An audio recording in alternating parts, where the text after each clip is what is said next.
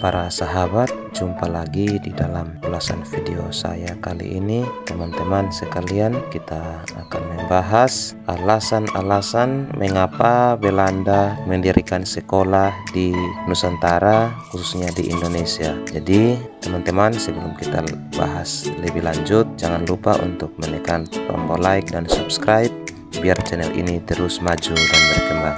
Oke teman-teman, mari kita ulas bersama. Alasan pertama mengapa Belanda mendirikan sekolah di Nusantara atau Indonesia adalah agar dapat menjalin komunikasi yang intens baik secara lisan maupun tertulis. Para sahabat, coba membayangkan saja apa yang terjadi dalam sebuah pasar antara penjual dan pembeli jika di dalam pasar tersebut tidak adanya satu bahasa yang menjadi jembatan atau penghubung yang baik antara penjual dan pembeli, baik secara lisan maupun tertulis. Jadi teman-teman, pada zaman dulu Nusantara atau Indonesia ini, wilayah di Indonesia ini terdiri dari banyak pulau dengan bahasa-bahasa daerah tersendiri. Dengan bahasanya tersendiri, ketika bangsa Eropa datang ke Nusantara untuk berdagang, mereka ini kesulitan di dalam berkomunikasi. Masing-masing daerah dengan bahasanya tersendiri. Karena itu, di dalam bertransaksi atau untuk membeli rempah-rempah atau hasil dari wilayah Nusantara, Belanda merasa kesulitan, khususnya untuk para pedagang-pedagangnya. Meskipun pada akhirnya Belanda memonopoli dan menjajah Indonesia dalam hal ini, agar dapat dengan mudah menguasai hasil-hasil komoditas ataupun rempah-rempah yang ada di Nusantara. Jadi inilah alasan mengapa Belanda perlu mendirikan sekolah di wilayah Nusantara agar supaya memudahkan mereka di dalam berkomunikasi baik secara lisan maupun tertulis.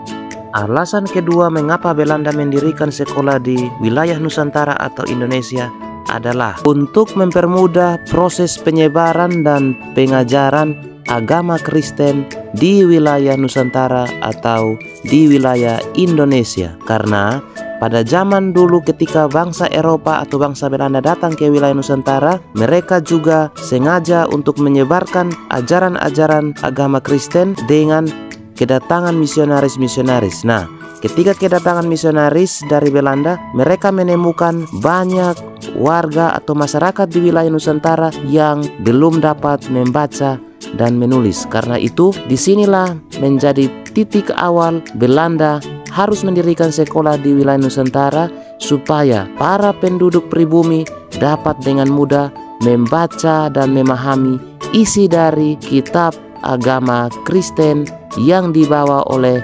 misionaris dari Belanda. Alasan yang ketiga Belanda mendirikan sekolah-sekolah di wilayah Nusantara atau Indonesia yaitu dengan tujuan agar dengan mudah dapat mengontrol dan mengendalikan masyarakat atau rakyat pribumi. Dalam hal ini menanamkan berbagai-bagai disiplin ilmu supaya di kemudian hari dengan disiplin ilmu yang sudah diterapkan dapat dengan mudah mengontrol dan mengendalikan masyarakat pribumi. Sehingga dari sinilah Belanda mempunyai keuntungan yang berlipat ganda. Selain dapat memperlancar proses interaksi antara Belanda dan masyarakat pribumi, juga kedepannya Belanda memiliki harapan agar dapat dengan mudah bertransaksi dan mengambil keuntungan dari disiplin-disiplin ilmu yang sudah diterapkan di sekolah-sekolah yang dibangun atau didirikan oleh bangsa Eropa khususnya Belanda. Nah, teman-teman, dari ketiga alasan utama mengapa sampai Belanda mendirikan sekolah-sekolah di wilayah Nusantara atau Indonesia khususnya, itu sangat jelas terlihat dengan diberlakukannya aturan untuk pihak-pihak yang memiliki kesempatan untuk bersekolah, yaitu dikhususkan untuk orang-orang tertentu seperti anak bangsawan, anak raja, dan lain-lain. Tidak diwajibkan untuk semua warga atau masyarakat pribumi. Ini dikarenakan Belanda memiliki niat atau memiliki tujuan-tujuan khusus di dalam mendirikan sekolah untuk kaum pribumi. Mereka tidak mengizinkan semua kaum pribumi untuk bersekolah, tetapi dikhususkan bagi orang-orang tertentu.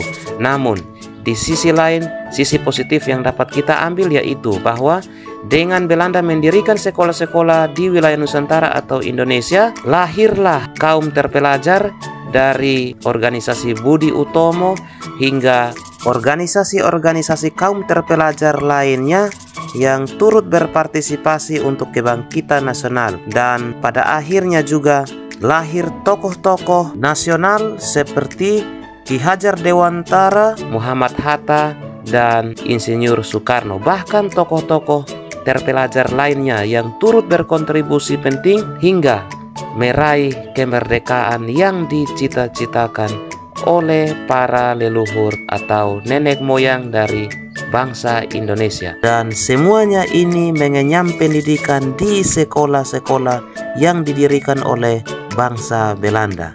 Oke teman-teman, demikianlah ulasan video kita pada kesempatan ini. Semoga bermanfaat. Sekian dan terima kasih.